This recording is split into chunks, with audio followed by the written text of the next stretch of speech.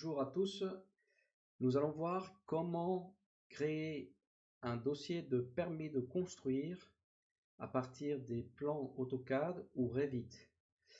En l'occurrence, je vais partir sur un exemple de dossier de permis de construire réel sur un fichier AutoCAD. Donc, comme vous pouvez le voir sur l'écran, j'ai même inséré le plan, enfin la photo aérienne, le plan de cadastre, et ici j'ai deux colonnes où j'ai organisé à gauche, je fais un petit zoom, à gauche j'ai organisé les plans de l'état des lieux, de l'état existant, EDL, état des lieux, et à droite le projet.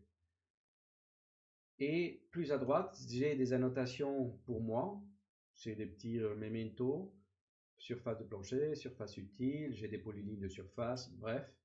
J'ai tout le fichier, il est concentré ici sur mon espace objet.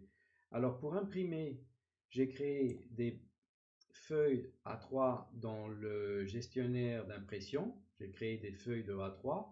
Il y en a une vingtaine. On ne les voit pas tous ici, les onglets, parce qu'ils ne rentrent pas. Mais si je clique sur les trois petites barres à gauche, je vois la liste de tout. Donc j'ai 00 page de garde. Je les numérote, comme ça, à l'impression, je peux les organiser un peu mieux. PCMI 1, PCMI 2, PCMI 3, etc., etc. Il n'y en a que 8 dans le bordereau de formulaire de CERFA, du permis de construire. Il n'y en a que 8 pièces graphiques, mais moi, d'habitude, je mets beaucoup plus. Je regroupe les plans, etc. Bref, je vais vous expliquer tout ça. Alors, partant de mon objet, de mon dessin, j'ai mis dans chaque page le plan qui correspond. Et je vais vous montrer donc déjà le résultat final, c'est un PDF que voici. Donc, page de garde, c'est la première page. Donc, je mets une petite photo, ça c'est un format A3. Je mets une petite photo vue de l'extérieur depuis la rue, ça c'est la maison de ma cliente. Les coordonnées de ma cliente, maison individuelle, permis de construire, conformité, la date. La page de garde, c'est un peu, chacun fait comme il veut, c'est juste un peu l'identité du projet. Moi, j'aime bien mettre une photo de l'existant, ou je mets une photo, une capture d'écran de la maquette en 3D, ou quelque chose de symbolique. D'accord? Le cartouche, il n'y a pas de cartouche, vraiment, c'est juste deux titres. Passons à la deuxième page. Donc, la deuxième page, c'est la PCMI 1, c'est le plan de situation. Donc là, j'ai vraiment intégré le cartouche que je mets dans mes présentations en A3. Donc, je vais rentrer un peu dans les détails. Il y a quoi dans le cartouche? Je fais un zoom. Il y a les coordonnées du maître d'ouvrage, le projet, le type de projet, l'adresse du projet, la phase PC, le plan, le titre du plan, donc plan de situation, état existant. Je continue avec mes coordonnées de l'architecte, la date, l'échelle s'il y a une échelle, l'indice s'il y a un indice de modification, le nord et le numéro du plan. Si on fait un petit zoom encore plus zoomé, je mets toujours dans mes plans, toutes les codes sont à vérifier sur place par l'entreprise avant toute exécution. Pourquoi je mets ça? Vous n'allez pas mettre ça pour le dossier de permis de construire, puisqu'on est dans le cadre théorique, dans l'école. Mais pourquoi je mets ça? Parce que très souvent, les clients euh, prennent les plans du permis de construire pour réaliser le chantier. Et donc, ce n'est pas très correct. Et je préfère mettre ce genre d'avertissement. Ce ne sont pas des plans d'exécution, c'est juste des plans de permis de construire. Donc, on va revenir en arrière. Donc, ça, c'est mon plan PCMI 1, permis de construire maison individuelle-1, donc plan de situation. Alors, j'ai mis une photo, une capture d'écran de la commune avec un cercle pour indiquer le projet, comment il est placé par rapport à la commune. Ici, il y a la mairie, il y a un lac, il y a le RER, machin, etc. Voilà, c'est ça un plan de situation. C'est situer, permettre de situer le projet dans son contexte, plus grand, tout ce qu'il y a aux alentours. D'accord? On va passer à la deuxième page. La deuxième page, c'est le même format, A3, le même cartouche. J'ai mis plan de masse, donc c'est bien indiqué, plan de masse, il faut qu'on voit la masse. Et la masse, c'est non pas seulement le projet, ça c'est notre parcelle, c'est tout ce qui est à côté. Ça c'est le voisin, ça c'est la rue, ça c'est les autres voisins, etc. Ça, les deux, Donc j'ai mis cadastre, le plan de cadastre, et j'ai inséré le projet dans le plan de cadastre, et j'ai mis à côté une vue satellite. Je préfère indiquer le titre vue satellite avec toutes les maisons qui sont à côté. C'est un peu le même plan avec des informations différentes, puisque dans la vue satellite, on ne voit pas bien la parcelle, tandis que sur le plan de cadastre, on voit absolument clair la parcelle. Passons. PCMI 3, donc c'est les façades. Et donc là, j'ai mis la coupe A, ça c'est les coupes, pardon, j'ai mis la coupe A et la coupe B. Dans le graphisme, vous pouvez voir dans la forme de représenter, je vais faire un petit zoom, je mets toujours un arbre. Là, j'ai mis la limite séparative en pointillé. Je mets les niveaux du sol, le niveau de l'égout, le niveau de faitage. Je ne mets pas de côte horizontale, ça c'est une erreur très fréquente. Il ne faut jamais mettre des côtes horizontales ni sur les coupes ni sur les façades ou élévations. C'est juste des côtes verticales comme on voit ici à l'intérieur ou des niveaux. D'accord? Donc ça c'est pour la PCMI 3, donc coupe A, coupe B. On continue. Et j'intègre aussi les plans, même si ce n'est pas demandé sur un permis de construire, je préfère toujours mettre les plans. Pourquoi? Parce que d'une part, le travail il a été déjà fait en amont, donc pourquoi pas le partager, et d'autre part parce que les services instructeurs, ils aiment bien, même si ce n'est pas obligatoire, ils aiment bien pouvoir regarder comment est la maison, comment elle est distribuée, les espaces, les escaliers, les circulations, etc., etc. Donc là, on voit bien comment elle marche la maison. Il y a l'accès, le portail de voiture, le portail piéton.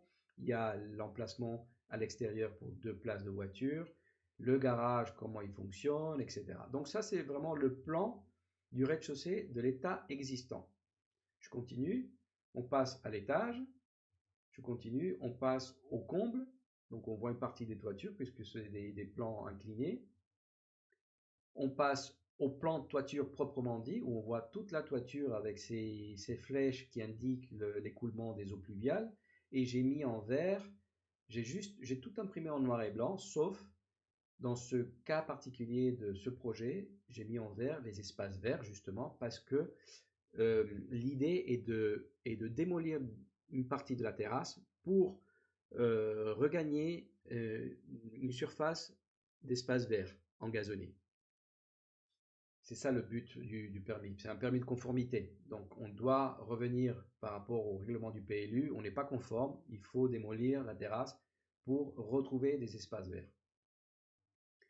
Ça, c'est le plan du rez-de-chaussée du projet. Donc je l'ai indiqué en bas. Donc c'est le même plan sauf qu'il a une extension ici en partie haute. Le plan de l'étage avec la toiture de l'extension. C'est une véranda. Le plan des combles. Donc on voit la même chose avec la toiture de l'extension. Et là, c'est le plan de toiture donc du projet où on voit bien la différence. On va voir tout à l'heure dans la notice descriptive, j'ai fait un petit schéma. Donc on voit bien en vert qu'on a agrandi considérablement les espaces verts. Il y a des petites indications dans le plan de toiture, donc il y a des côtes, des côtes entre la limite séparative et le bâtiment, les côtes de retrait. Il y a des indications de qu'est-ce que c'est ce rectangle en gris? C'est des puits de lumière, la toiture elle est en panneau sandwich. Donc on peut mettre toutes les indications qu'on veut, toute l'information qu'on souhaite transmettre au service d'urbanisme, on peut le mettre soit dans les plans, soit dans les plans de toiture, soit dans les coupes, etc. Donc je reviens derrière, en arrière, voilà. Donc ça c'est le plan de toiture du projet. On continue avec les coupes du projet. Donc même chose, des arbres pour illustrer, des petits bonhommes qui me donnent l'échelle du bâtiment. Si c'est dans le garage, la coupe, donc je mets une voiture, etc., etc. La notice descriptive et paysagère. Je vais vous annexer à la fin un lien pour trouver la table de matière pour bien rédiger une notice descriptive et paysagère d'un projet comme celui-ci, une maison individuelle. D'accord? Donc c'est un texte. En fait, la notice descriptive, ça se résume à un texte. Il y a deux façons de présenter un projet, soit avec des plans, soit avec un texte. Donc ça, c'est la partie texte. Donc ça, c'est le petit schéma dont je vous parlais tout à l'heure. On voit bien, j'ai mis la couleur parce que ça saute aux yeux. On voit bien avant les travaux, après les travaux. Il y a deux colonnes. Donc il y a aussi les surfaces. Et on voit bien que la partie zone verte, la surface des espaces verts, et s'est agrandi considérablement. C'est le but de la demande du permis de construire. Poursuivons donc les élévations. Donc là, on est dans la PCMI 5. Il y a les élévations nord et sud, est et ouest. Façade nord-sud du projet, on était dans l'existant, est et ouest du projet, et on bascule ensuite à l'insertion paysagère. En l'occurrence, là j'ai mis des photos de l'existant puisque la véranda elle est déjà construite. Donc je ne me suis pas embêté à faire une insertion en 3D puisqu'elle est déjà construite. Il suffit de faire la conformité de ce qui est construit pour avoir l'autorisation. C'est un peu le monde à l'envers, mais c'est ce qu'on appelle un permis de construire de conformité. Donc, je ne me suis pas embêté de faire une 3D, j'ai juste pris des photos et je les ai mises dans l'insertion.